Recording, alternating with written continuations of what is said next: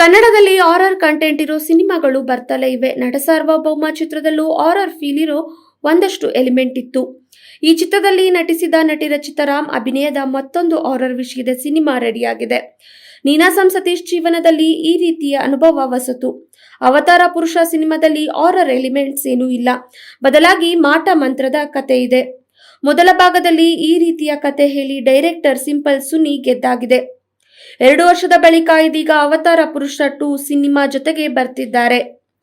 ನೀನಾಸಂ ಸತೀಶ್ ಅಭಿನಯದ matinee cinema ಒಂದು romantic cinema ಎನ್ನಲಾಗಿತ್ತು. Rachita Ram ಹಾಗೂ ಅದಿತಿ ಪ್ರಭುದೇವ್ ಇರೋದ್ರಿಂದ ತ್ರಿಕೋನ ಪ್ರೇಮ ಕತೆ ಚಿತ್ರ ಇದಾಗಿರಬಹುದು ಎನ್ನುವ ಗೆಸ್ಸಿಂಗ್ ಇತ್ತು.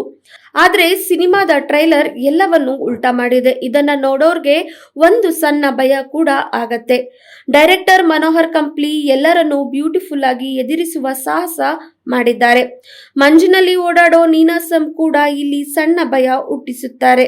ಇನ್ನು ಅವತಾರ ಪುರುಷ 2 ಸಿನಿಮಾದಲ್ಲಿ ಶ್ರೀನಗರ ಕಿಟ್ಟಿ ಭಯಂಕರ ರೋಲ್ ಮಾಡಿದ್ದಾರೆ. ಇದರ ಝಲಕ್ ಮೊದಲನೇ ಭಾಗದಲ್ಲೇ ಕೊಂಚವೇ ತಿಳಿದಿದೆ. ನಿರ್ದೇಶಕ ಸಿಂಪಲ್ ಸುನಿ ಹೇಳುವಂತೆ ಈ ಸಲ ಪಾರ್ಟ್ 2 ದಲ್ಲಿ ಭಯಂಕರ ಆಗಿಯೇ ರೋಲ್ ಬಂದಿದೆ ಅಂತಲೇ ಹೇಳಿದ್ದಾರೆ. ಅವತಾರ ಪುರುಷ 2 ಸಿನಿಮಾದಲ್ಲಿ ಹೊಸ ರೀತಿಯ ಕತೆ ಇದೆ. ಈ ಮೊದಲಿನ ಭಾಗದಲ್ಲಿ ಅದರ ಒಂದು ಹಂತ ತಿಳಿದಿದೆ. ಆದರೆ ಅವತಾರ ಪುರುಷ 2 ಸಿನಿಮಾದಲ್ಲಿ ಅದೇ ಕತೆ ಮುಂದುವರೆದಿದೆ.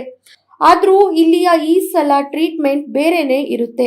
ಸಿನಿಮಾದ ಡೈರೆಕ್ಟರ್ ಸಿಂಪಲ್ ಸುನಿ ಇಲ್ಲಿ ವಿಭಿನ್ನವಾಗಿಯೇ ಜನರನ್ನ ರಂಜಿಸೋಕೆ ಬರ್ತಿದ್ದಾರೆ.